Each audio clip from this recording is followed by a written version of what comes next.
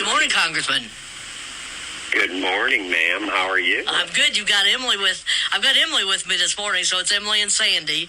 I think Emily, you talked to the last time you called, I believe. I believe so. Yeah. How you doing? We are good. How are you today? Well, we had a beautiful day yesterday.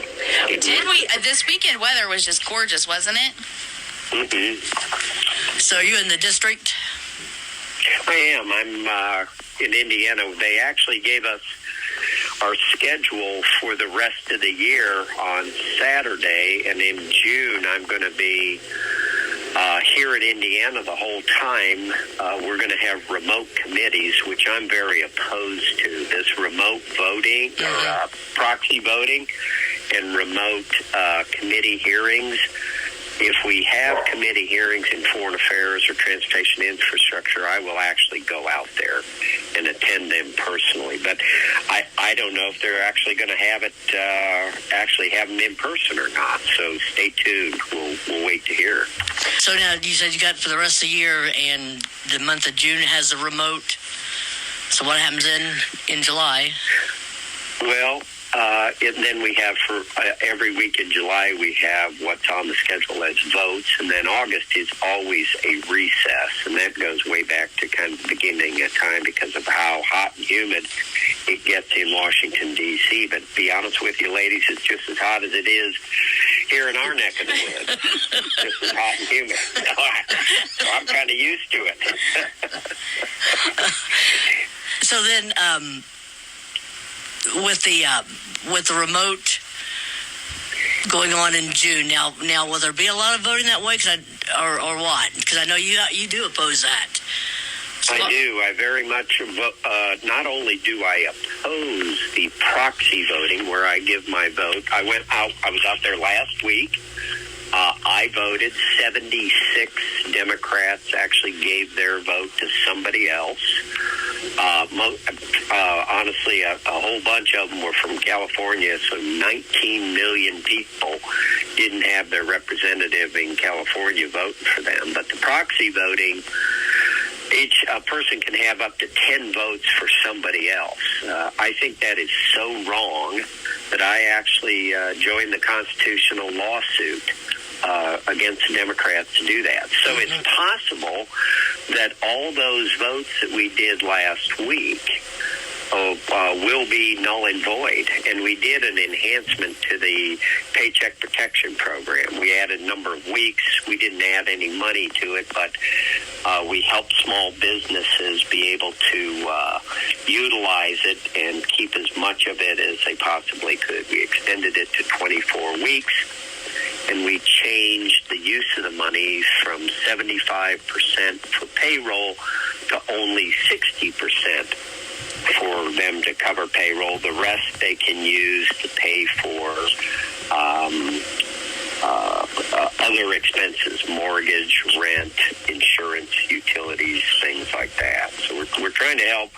You know, I've always been it's all about the middle class and small businesses for me. They're the ones this whole time, as far as the economic impact is concerned, that we needed to help. And so that's been my focus. I did vote in favor of that bill.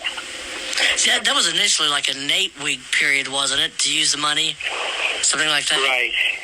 Right. And the problem with that whole 8-week program was, well, maybe businesses didn't take off in 8 weeks. Maybe it didn't make any sense for me to have full payroll for 8 weeks when there was only half the business. And that was kind of some of the, and with how strong the unemployment program was, lots of employees had an alternative that was helped them get through the tough times too. Locally, we're starting to hear about money that's being made available to help with COVID-19 expenses to cities and counties. So we're hearing those conversations with our commissioners and the mayor now. Absolutely. Now, you're going to see those dollars being announced all over the place. It'll be by city and by county. Those dollars really come through the state. Some $350 earmarked for hospitals, and then the state actually received, and I mean money in the bank, $2.4 billion in COVID-19 relief. And I had a call with the governor and his finance people last week, and they talked about what they were going to be using that for. Since we had $2.3 billion in our rainy day fund, Indiana has depleted 800 of it, and we were talking about, the different uses of that money they've received from the federal government through the CARES Act, and they actually had no ask, but it was interesting to see how they were going to use that. I think there's probably more money than the current approved use of it for the state of Indiana, and I would not be surprised if we don't take another look at that and say, can we expand that list of things we can do with those dollars? So I'd be open to that. As long as it's not kind of a bailout thing like for Chicago or Illinois, but if it's to help communities get back on their feet, I wouldn't be opposed to considering taking the money they already have received and expanding the approved use of that money. Now, you also announced recently a USDA funding for infrastructure, I believe, in Delaware County. I did. Call me Mr. Infrastructure. When I thought about running for this office, I found out that the number one issue in the Indiana 6th District was infrastructure. Number two was veterans issues, of course, which I am a veteran. I got for the town of Eaton, $2.8 million grant for water infrastructure. To help them upgrade their system. A lot of times people, when they hear the word infrastructure, they think about roads and bridges, but I do think of water and sewer, rural broadband. I've gotten money back to the district, all over the district, for rural broadband, and I'm going to keep pushing to get grant money and support and write letters and lobby to get those dollars into the Indiana 6th District. So now the broadband issue in particular now with the way things went with the pandemic and all schooling, then taking an online in most cases, and not all, of course, equipped with broadband to be able to handle that. But do you think that's going to turn up the wit quite a bit on the broadband issue at some point? Yeah, that would be a real good example of, maybe that's something we could take some of those hundreds of millions of dollars and take a look at and use that, because during the pandemic, both law enforcement, telehealth, and teleeducation was challenged. So that might be a good idea, a good use of the dollars if they have extra.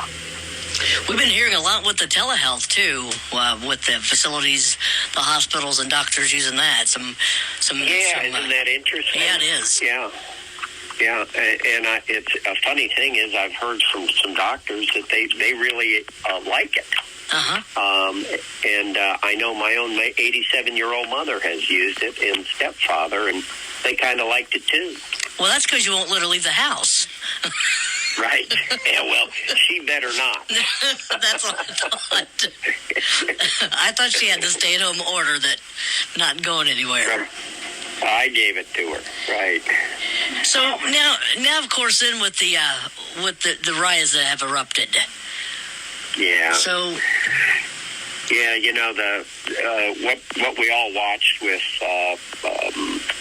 Mr. George Floyd was horrible. It's a tragedy that I condemn in the strongest terms. You get a bad apple. We all know in our communities, fabulous law enforcement folks, but those individuals did not follow their training or do the right thing. And it just underscores that the racism is an issue in this country. We may not run into it on a day-to-day basis, but it certainly is there, and it absolutely needs to be addressed. Violence, I completely condemn. I like a lot of folks, I sit and I watch people tearing up their own communities. And I watched a lady on TV crying about the fact that people were tearing up her community where they had recently put in a fast food restaurant and some other things, and now she wouldn't be able to use those. And I can't really fathom that. I don't think violence. I 100% agree with protest. It's the right thing to do. But the protest, maybe a little faith, hope, and charity should be integrated into the protesting, which we had a lot here in the 6th District this weekend. We had protests, and we had no violence in our district and in our communities. But why these big cities are out of control? We've all heard, is it Antifa? Is it foreign? I don't know. But I do know that the violence has to be stopped. Thank God in Indy, the governor and the mayor really kind of tapped it down by last night. So that's a good thing. We're just destroying our own communities. Let's get everybody together and let's address this issue. But let's not tear up the drugstore in the neighborhood.